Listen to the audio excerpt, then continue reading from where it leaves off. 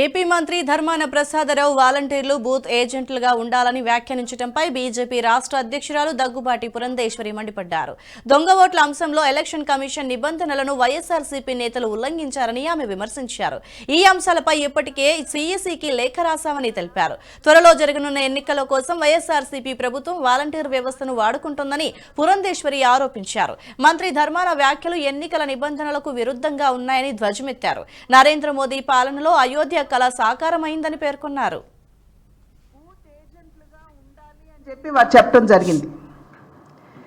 ఇది క్లియర్గా ఈసీఐ ఇచ్చినటువంటి ఆదేశాలని వారు ఒక రకంగా ఛాలెంజ్ చేయటం అండ్ దానికి విరుద్ధంగా ప్రవర్తించడం.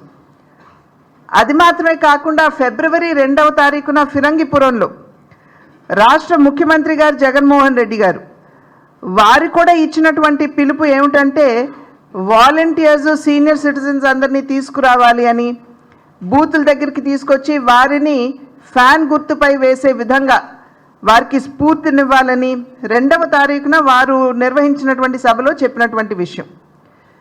కనుక ఖచ్చితంగా ఫ్రీ అండ్ ఫెయిర్ ఎలక్షన్స్, పారదర్శకత్వం ఈ ఎలక్షన్స్ జరుగుతాయి, నిర్వహించబడతాయి అనేటువంటి భావన చాలా మందిలో లేదు. ఒక రకమైనటువంటి ఆందోళన ఉన్నది. ఎలక్షన్ కమిషన్ ఆఫ్ ఇండియా ఇచ్చినటువంటి గైడ్ లైన్స్ని కూడా ఉల్లంఘిస్తారనేటువంటి భావన.